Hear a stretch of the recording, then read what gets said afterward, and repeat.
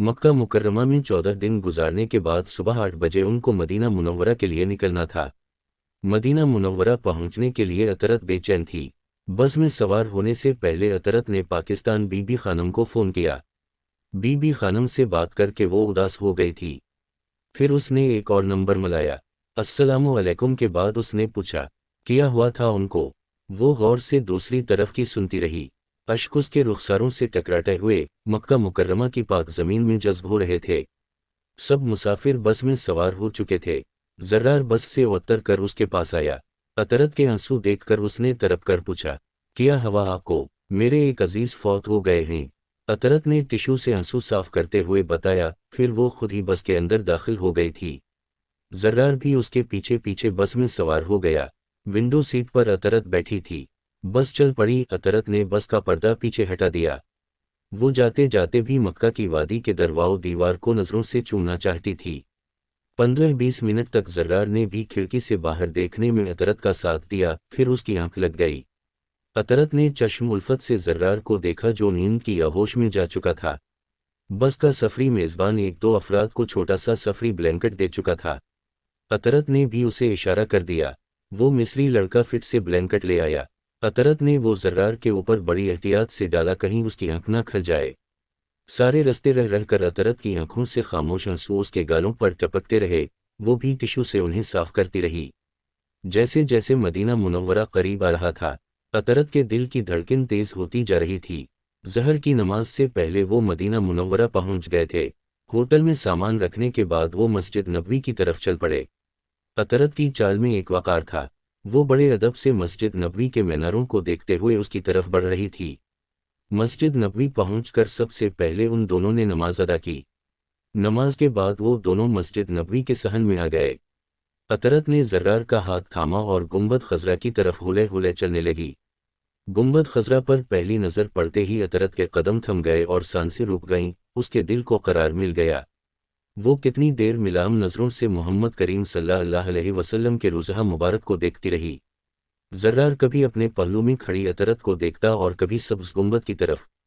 मक्का मुकर्रमा में अल्लाह तबारक व तआला के नूर की तजलियों का नज़ूल होता है तो मदीना मुनव्वरा में हर वक्त रहमत बरसती रहती है।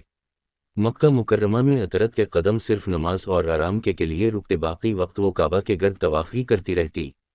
मदीना मुनव्वरा में उसके कदम थम गए थे। नमाज और आराम के बाद बाकी का सारा वक्त वो जन्नत अल-बकी और गुंबद खजरा के दरमियान बैठकर मोहम्मद करीम सल्लल्लाहु अलैहि वसल्लम के रोज़ा मुबारक को देखते हुए दरूद व सलाम के नजराने पेश करती रहती। अतरत को पता भी नहीं चला उस मामूल के तहत कब 14 दिन गुजर गए। मदीना मुनव्वरा को छोड़कर जाना अतरत के लिए एक तकलीफ दह मरहला था। जाने से पहले उसने रुज़हा अक़दस के सामने दुआ के लिए हाथ उठाए। या अल्लाह, अपने हबीब सल्लल्लाहु अलैहि वसल्लम के सदक़े मेरी बीमारी दूर कर दे। मैंने आज तक सिर्फ 3 शहर देखे। मैं तेरी जन्नत दोज़ख से पहले तेरी बनाई हुई दुनिया देखना चाहती हूँ। मैंने सारी ज़िंदगी खलवत में गुजार दी। अब जिंदा रहकर तेरे जलवे देखना चाहती हूँ। देर हो रही है। जर्रार का हाथ अतरत के कंधे पर ना आता तो वो अल्लाह से ना जाने क्या मांग लेती। अतरत की आंखें अशकों से भीग चुकी थीं। वो नजरें झुकाए उल्टे पांव चलने लगी। जब तक वो मस्जिद नबवी से निकल नहीं आई उसने मोहम्मद सल्लल्लाहु अलैहि वसल्लम के रोज़े की तरफ पुश्त नहीं की। जहाज में खाने और चाय से फारिग होने के बाद अतरत ने जर्रार से पूछा, कोई प्लान बनाया है आपने? किस बारे में? जर्रार ने पूछा। वलीमे की दावत करने का इरादा बदल तो नहीं दिया? अतरत ने सवालिया अंदाज में पूछा। जर्रार ने मुस्कुराते हुए नफ़ी में गर्दन हिला दी। जर्रार ने लम्हा भर सोचा, फर्न पे तले अंदाज के साथ कहने लगा, आप बताएं आपने क्या सोचा है? अतरत के होंठों पर मुअज़्ज़ज़ मुस्कुराहट उभरी। वो उसी मुस्कुराहट के साथ गोया हुई। बदल गए हैं जर्रार साहब, आपकी संगत का असर है। जर्रार ने संजीदगी से इकरार किया, मैंने एक प्लान तो बनाया है। अतरत बात करते करते रुक गई। जर्रार ने अतरत का हाथ अपने दोनों हाथों में लेते हुए कहा, जो आपने सोचा है वैसा ही होगा, बताएं। अतरत ने जर्रार को बड़ी मोहब्बत से देखते हुए एक लंबी सांस भरी, फिर कहने लगी, कल मैं घर आपसे मिलवाने के लिए किसी को बुलाना चाहती हूँ। परसों मेरे चेकअप के बाद हम मियाँ जी के डेरे पर जाएंगे। उसके बाद आप मुझे रावी क्लिफ्टन छोड़ेंगे। अतरत खामोश हो गई, फिर यकायक शर्माते हुए कहने लगी, मुझे आपकी दुल्हन भी बनना है। दुल्हन? जर्रार के मुंह से निकला। अतरत लजा सी गई। वो नजरें झुका के बताने लगी, मुझे दुल्हन बनने का बड़ा शौक था। हजारों लड़कियों ने मेरे तैयार किए हुए शादी के जोड़े पहने हैं और मैंने आपको शादी का जोड़ा पहनने का मौका ही नहीं दिया। जर्रार ने अतरत की बात काटते हुए नदामती अंदाज में कहा, आप भी खुद को मुआफ कर दें, मैं आपको मुआफ कर चुकी हूँ। अतरत ने संजीदगी से बताया, साथ ही बात का रुख बदलते हुए पूछने लगी, जरा बताएं मैं किसका जोड़ा पहनकर दुल्हन बनूंगी? जाहिर है खुद का तैयार किया हुआ। जर्रार के बताने पर अतरत ने मासूमियत से नफी में गर्दन हिला दी। फिर किसका? जर्रार ने पूछा। अम्मो मतूफा का। अम्मो मतूफा कौन? जर्रार ने सवाल किया। जर्रार आपको बुरा तो नहीं लग रहा? मैंने आपके मशवरे के बगैर ही सारे फैसले कर लिए हैं। अतरत ने फिक्रमंदी से सवाल किया। जर्रार ने उसके हाथ को मोहब्बत से दबाते हुए कहा, अब आपकी कोई बात मुझे बुरी नहीं लगती।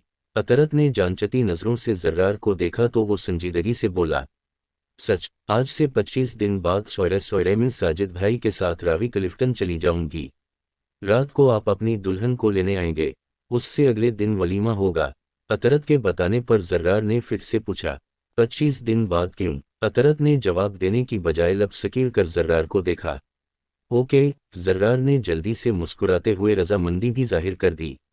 अब आप हर रोज काम पर भी जाया करेंगे? अतरत ने बड़ी संजीदगी से कहा। जर्रार मुस्कुराते हुए बोला, जी मैडम, अलामत वागैन, ####। जर्रार साहब, ये सनम है शाहजमान की साबिका बीवी।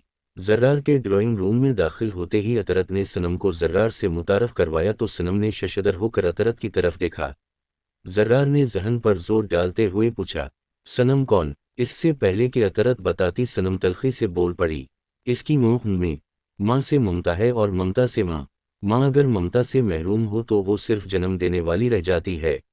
जर्रार साहब, इन्होंने मुझे सिर्फ जन्म दिया है, माँ तो मेरी मतूफा अम्मा हैं। अतरत ने बड़े सलीके से बताया। उतने ही बिगड़े अंदाज में सनम बोली, तुमने मुझे बेइज्जत करने के लिए यहाँ बुलाया है?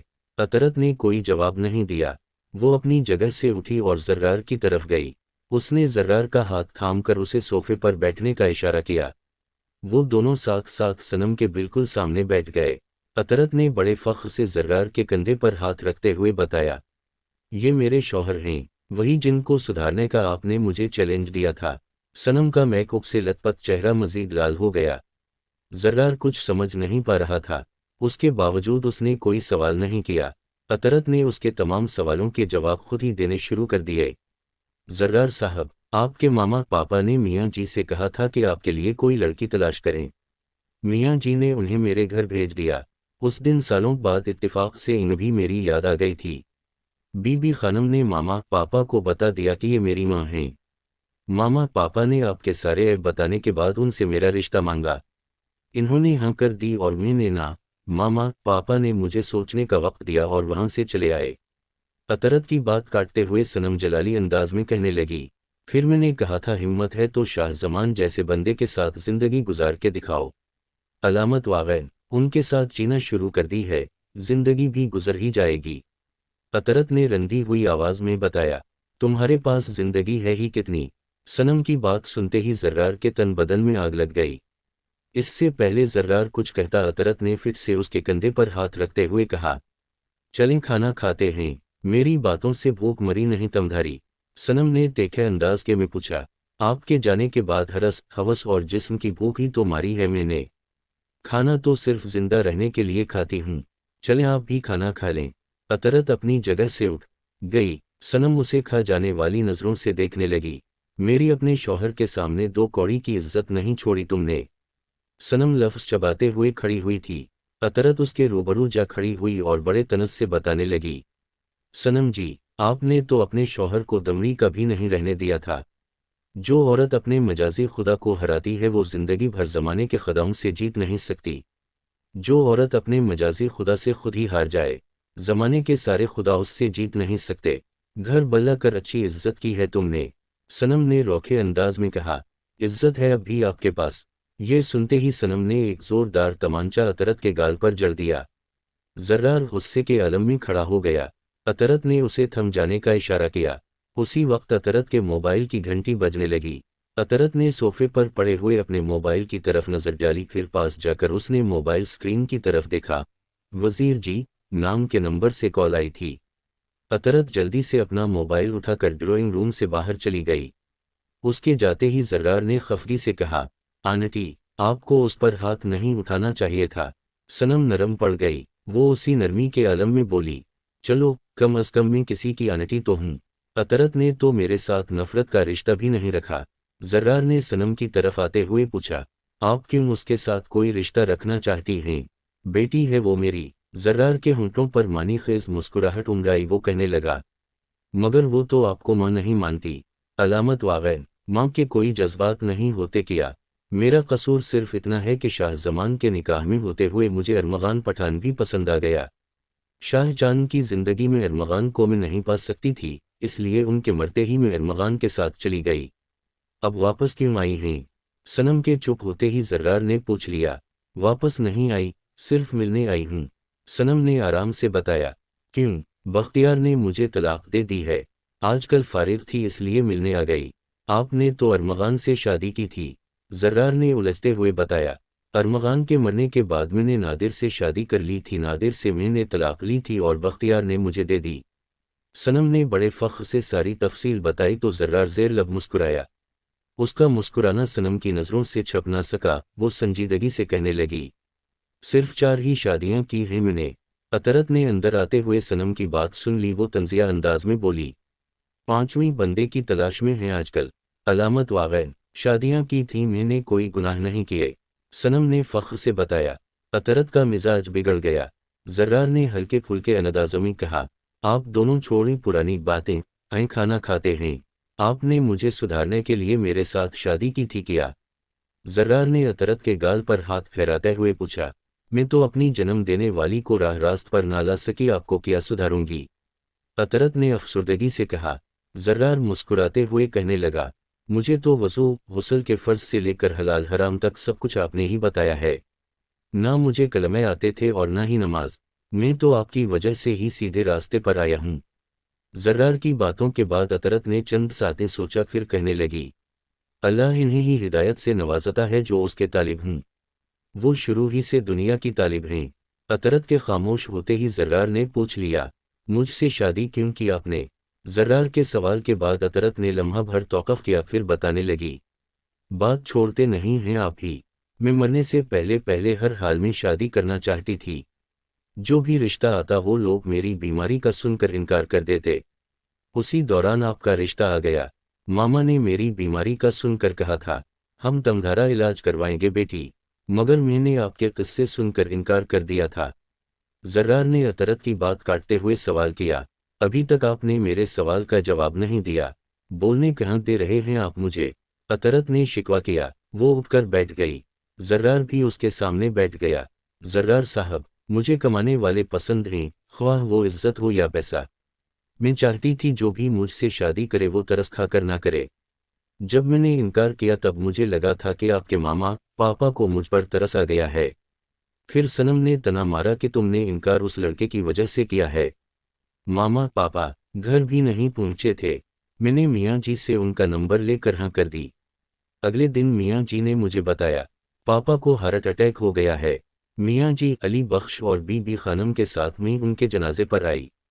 تب آپ کو پہلی بار میں نے دیکھا تھا۔ میں ماما کے پاس ہی بیٹھی تھی، جب پاپا کی جنازے والی چارپائی اٹھتے ہی ماما کا دل بیٹھ گیا، اسی وقت پاپا کا جنازہ رکھ دیا گیا تھا۔ جب آپ ماما کو ہسپتال لے جانے لگے تب میں نے ہی کہا تھا، ان کی روح پرواز کر گئی ہے۔ آپ غصے میں چلانے لگے، بند کرو اپنی بکواس۔ میاں جی جلدی سے آپ کے پاس آئے، انہوں نے بھی کہا، روح پرواز کر گئی ہے بیٹا۔ آپ ماما کو ہسپتال لے جانے پر بضد تھے۔ ایک ڈاکٹر صاحب جنازے میں موجود تھے، ان کی تصدیق کے بعد آپ کو یقین آیا کہ ماما کی روح نکل گئی ہے۔ بات کرتی ہوئی اطرت سے زرار لپٹ گیا۔ اس نے اطرت کے شانے پر اپنا سر رکھ دیا۔ اطرت نے پھر سے بولنا شروع کیا، جب اس سانحے کو 4 مہینے گزر گئے تو میں نے آپ سے ملنے کا فیصلہ کیا۔ میں نے میاں جی سے سن رکھا تھا کہ آپ ہر روز ان کے پاس آتے ہیں۔ ہڑتال والے دن مجھے یقین تھا کہ آپ ضرور میاں جی کے پاس ہی ہوں گے۔ سواری نہیں ملی تو میں پیدل ہی میاں جی کے ڈیرے کی طرف چل پڑی۔ ڈیرے کے باہر میں نے آپ کی گاڑی دیکھ لی تھی۔ حجرے میں داخل ہونے سے پہلے میں نے خود اپنے چہرے سے نقاب ہٹایا تھا۔ اطرت کے خاموش ہوتے ہی زرار نے اس کے شانے سے سر اٹھا کر اس کے رخسار کو اپنے دونوں ہاتھوں میں لیتے ہوئے کہا، میرے جیسے دیکھ کر ہی مانتے ہیں۔